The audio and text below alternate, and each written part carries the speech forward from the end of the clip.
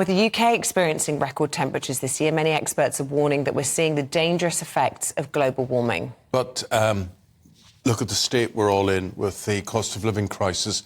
Is it realistic for us to pursue environmental policies if they cost more? Or would it be catastrophic not to prioritise the green revolution? OK, to discuss this, Harry Wilkinson.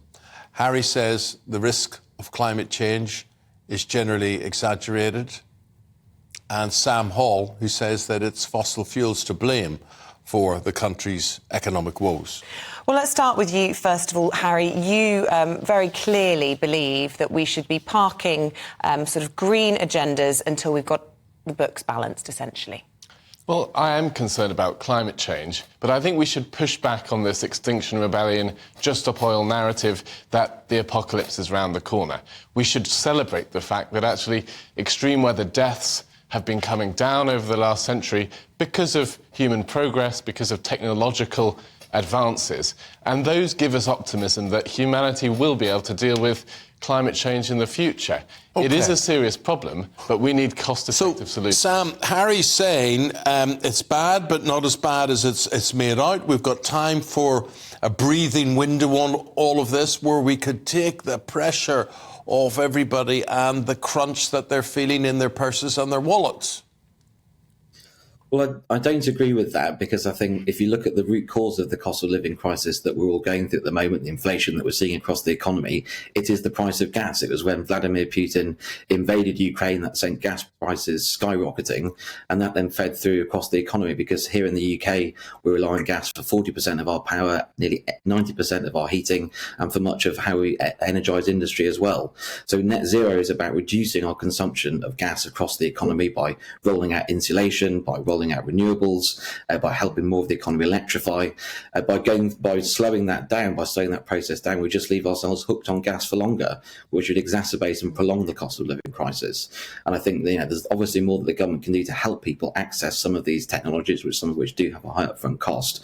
But the direction of travel will ultimately lower fuel costs and running costs for people if we keep going. Harry, what do you say to that? Well, we need to get the price of gas down, and we can do that by making sure that we don't cut off new investment in the North Sea, that we explore the possibility of fracking at the same time. That doesn't mean we don't pursue other technologies, but we have to look at the record of renewable expansion in the UK. As renewables have increased, power prices have also increased. So there hasn't been enough of a focus on affordability. If we want other countries to copy what we're doing, we have to get the cost of electricity down. Electricity and getting the price as low as possible will actually unlock a lot of decarbonisation. So that if the government was focusing on getting the cost down, I think we would have so many other advantages, and we would also be able to decarbonise as well. But does getting the cost down not mean that we're still expelling so many awful hothouse gases and things? Well, I think it depends which energy source that comes from. If it comes from nuclear, for example, it won't have as much of a carbon footprint as other technologies. And we need to see the rest of the world grow as well. So many people are in poverty around the world. All the countries which are, doing well are also high energy users. And the costs of those people staying in poverty are very high as well. So we've got to see clean, green growth, and that's going to come from expanding energy use, not declining energy use. But Sam, how do you ease that pain? I mean, we talk about the mortgage crisis and how there's 1 million people going to have to find £500 extra a month at the moment just to pay their mortgages. Then you add the cost of fuel on top of that, the gas, the electricity, everything on top of that. People are at breaking point, if not already there. Oh, we seem to have lost your microphone. Have you muted yourself there, Sam? Can you just have a little look and see if you've muted yourself? Perhaps. Oh, dear. Oh, dear. Oh, dear. We'll come back to you, Harry, just while we try and re-establish that connection with Sam. There will be people saying, look, we simply cannot afford to ignore this problem. You say you accept that climate change is an issue, but, we hear from the likes of David Attenborough, whether it's from the World Wildlife Fund. Experts, including the Met Office, are saying that we do not have time, and the destruction of species and habitats caused by harmful emissions have to be dealt with now. Well, certain policies just make no sense, even if you want to be as ambitious as possible on climate change. We're looking at banning petrol and diesel cars, and although that might look like it might help, in reality, people just won't be able to afford to drive. We won't have the competition we need of maybe multiple technologies. It could be synthetic fuels, it could be ultra-low emission internal combustion engines, or hydrogen engines. We need an approach where competition can reveal the technologies of the future. And by closing off competition, by banning alternatives, which is what the government wants to do, I think is only going to make that more difficult. Sam, when I think about this, I go, well, things maybe are not as bad as they're made out to be, and we can... Sam gone again. So where is he?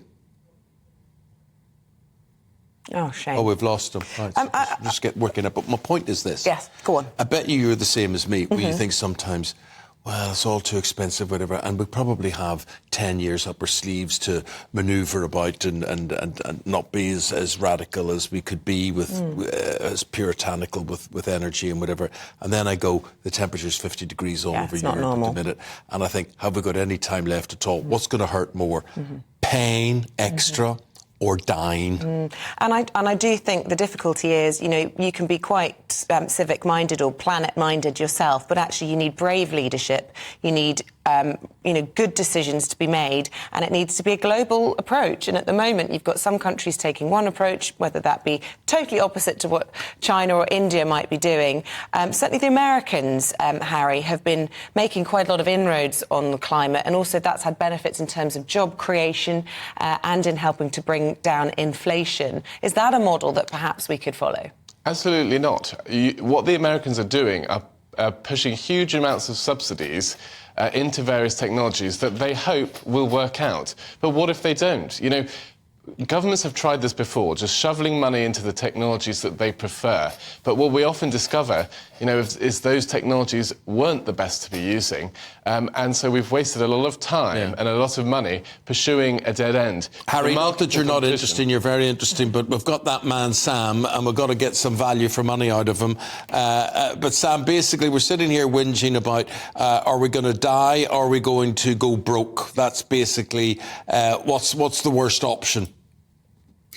Well, I think one thing we've not talked about so far is what climate change will do to food prices. I mean, already this year we've seen climate change cause extreme weather events, or make extreme weather events worse and more severe at any rate, in places like India, in places like the Mediterranean, and that's pushed up the price of olive oil, of sugar, which is feeding through into household bills for food here in the UK. And if we allow climate change to continue unchecked, we'll see more situations like this with very volatile food prices. Just going back to the point about clean technologies, because I think it's really important to get over that lots of these can save people money.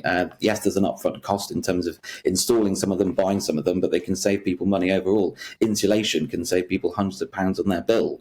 When we had our last clean power auction, offshore wind came in well below the price of gas, so it helps to save the amount of gas that we're burning for electricity. Electric vehicles are cheaper to own and run over the cost of their lifetime. So I think clean technologies can save people money, and that's why I think it'd be a big mistake to slow down environmental action in the name of but you say all that, but there's so many question marks over electric vehicles. I mean, is it electric or is it going to be hydrogen? And are we wasting all our time on electric, and it mines lithium around the world and you can't reuse the battery and all? So the truth is we're not really sure. And I'm sure, Harry, from your point of view, there's a lot of in-between technologies. We're not totally there yet. We're not totally ready for these things yet, you'd probably say. Well, yeah, consumers can decide these things for themselves. They will look at the range of options out that are there for them. But I would just push back about some of the other things. We have to take some of these warnings about the climate with a pinch of salt. Record agricultural yields on many crops we've seen over the last few years. You know, actually there are many pieces of good news. We still see 20 times as many people die from cold weather than warm weather. There's a range of environmental challenges. It's not all about CO2. So I would prefer we had a broader approach to the environment rather than just looking at carbon dioxide emissions. But certainly I think people are best placed to... And Sam, just one sentence from you to reply to that, and then we'll call a draw. Well, I'll just quickly come back on electric vehicles. I think it is important that we set that goal that the market has to stop selling combustion engine vehicles by 2030. And lots of technologies have been put forward, but the one that the car companies have gone for, the one that consumers are choosing in far greater numbers, is electric cars. And so I think provided the government makes sure that the charging infrastructure is there for people to be able to charge them up, then I think we should be helping more people go electric. I think that will ultimately help with no matter what the cost. No matter what the cost. That's Sam Hall. He's saying basically you're being hit in the pocket at the moment because of environmental targets. Suck it up. And Harry Wilkinson saying we've got some breathing space on this one. It's not all as doom and gloom as it is being painted. Your views, Thanks, of course, let us know.